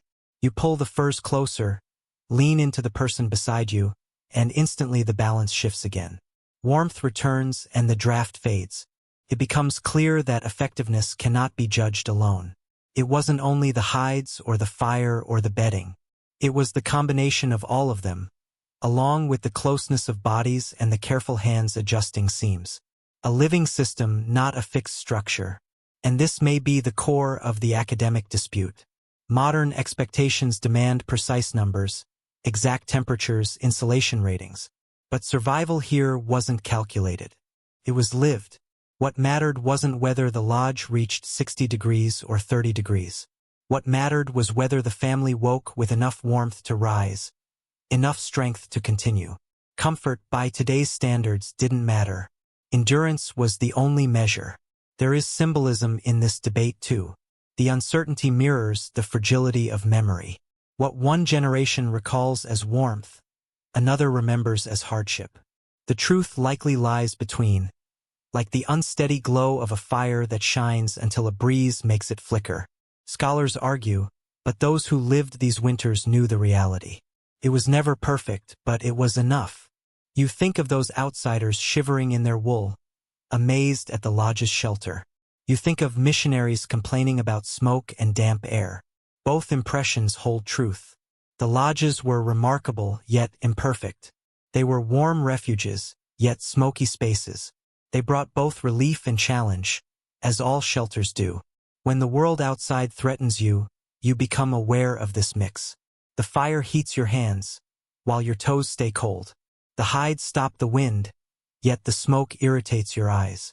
The bedding supports you, yet hunger remains in your stomach. Each part is both help and hardship. The lodge is not flawless, but it works. And in its function lies its brilliance. Not comfort, survival. As you curl deeper under your furs, you understand that these debates do not need a clean conclusion. The arguments themselves reflect the realities of winter life. Was it warm? At times. Was it cold? Yes, that too. Did it work? The proof lies in the generations who endured, who dreamed, who shared quiet stories beside the fire, who woke each morning to frost on the walls but breath warm in their chests. And that, you think as your eyes drift shut again, is the only judgment that truly counts.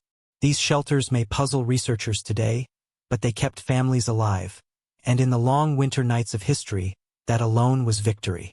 The debates of experts fade as the night reaches its last hours. The fire, though low, continues to glow with a steady pulse. Embers throb like veins of molten earth. All around you, bodies breathe softly, wrapped in fur. Dogs twitch in their sleep. A child murmurs, calmed by a mother's touch even in her dreaming. The storm outside has quieted to a faint whisper, as if the world has briefly stepped back. You sense you are listening not just to one night, but to centuries of nights lived exactly like this. Historians remind us that generations grew up within these fragile rings of warmth. Babies were wrapped, children learned, elders shared stories, couples whispered, warriors stepped out for patrols. All within hides and poles, smoke and snow. The lodge was more than protection. It was continuity, a vessel carrying culture through winters that could have erased it. With every flicker of flame and every seam tightened against the wind, survival turned into tradition. And here's a small, memorable detail. Some families believed the last ember of the fire carried a spirit that must never be allowed to die. At dawn, someone would carefully scoop it into a pot or a bark container to rekindle the day's flames. Letting it go completely cold was considered unlucky. Imagine waking to see a grandmother leaning over a single glowing coal, coaxing it gently, feeding it twigs until it breathed back into light. Fire wasn't just a tool. It was family. Still, scholars continue to discuss how permanent these winter lodges truly were. Were they rebuilt each season or kept standing for longer cycles of use? Some say mobility shaped life on the plains, with lodges shifting as herds moved. Others argue that winter camps were semi-settled, revisited every year in familiar valleys or along rivers. Archaeological traces, circles of post holes, layers of charred hearths, suggest both possibilities. The uncertainty fits, because winter life itself shifted with the needs of each year. You let yourself absorb the final scene. The embers glow steadily. Red gold seems beneath dark ash. The hides carry the sense of smoke, leather, and faint animal musk. The shared warmth of bodies presses back against the sharp cold waiting outside. In your mind, you reach toward the wall, feel the chill of the hides, then return to the comfort of blankets. Each breath feels heavy with the simple fact of survival. There is symbolism in those last glowing coals. They are the line between night and morning, the thread connecting yesterday's fire to today's, yesterday's life to tomorrow's. In them, you see a culture holding on, refusing to let its warmth fade. No matter how long the winter, they burn like memory, like heritage, like quiet resistance. Your thoughts widen. These people endured not because their lodges were flawless, but because they adapted. They turned snow into insulation, fire into kin, hides into walls, and stones into steady radiators. They blended practicality with spirit, weaving daily duties and distant dreams together until they could not be separated. What seems like hardship from a modern view was also ingenuity, and what looks fragile was, in truth, deeply resilient. You close your eyes again, listening to the faint shifting of logs in the hearth. The lodge seems to breathe like a living body. Its walls the ribs, its fire the heart, its people the blood that keeps it alive. Outside, the storm waits for its next chance. Inside, warmth persists, quiet, but intact. And so the night passes as it has for countless generations, carrying life forward through cold that should have ended it. And now, as the story nears its end, the pace begins to soften. You've walked through long nights on the plains. You've curled beneath. You've known the feel of hides and furs. You've experienced the sting of cold and the comfort of firelight. You've moved with the routines of nightly patrols, heard the quiet conversations of lovers, the soft laughter of children, and the thoughtful murmurs of shamans. You've sensed the lodge breathe around you, its walls shaking with the wind, its embers glowing like small, steady stars. Let your body settle into that memory one more time. Picture yourself resting inside a circle of heat, the cold held back by simple hides, a small fire, and the closeness of others. Listen to the muted sound of the storm outside, softened until it becomes almost soothing. Notice the light scent of wood smoke, leather, and snow melting into tiny drops on the hides. Feel the weight of the fur blanket resting heavily over you, like generations of endurance wrapped around your shoulders. See how every detail, once tied to survival, now eases you toward rest. The fire's soft glow lowers your eyelids. The calm breathing of those near you regulates your own. Even old memories of hunger or bitter cold feel changed, turned into quiet reminders that people always found a way to persist, that warmth always returned. Let the dimming embers guide you. Envision them brightening slightly, then fading until only a single point of light remains. With each breath, that point softens until it disappears into darkness, leaving only peace. You are protected. You are warm. The storm outside cannot reach you here.